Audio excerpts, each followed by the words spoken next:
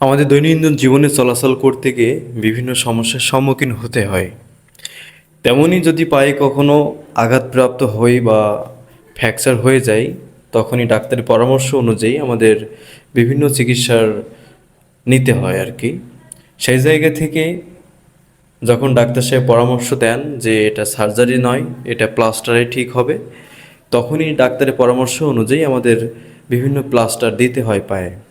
তেমনিভাবে প্রথম পর্যায়ে হয়তো ব্যাকস্ল্যাব দিতে হয়, কয়েক সপ্তাহ রাখতে হয়, 1-2 সপ্তাহ পরে ফুল প্লাস্টার দিতে হয়। তেমনি এই ভাইটির একটা ফুল প্লাস্টার দেওয়া হচ্ছে পায়ের ক্যালকিনাম ফ্র্যাকচার, সে জায়গা থেকে তাকে ফুল প্লাস্টার দেওয়া হচ্ছে, হয়তো 2-3 সপ্তাহ রাখা লাগতে পারে।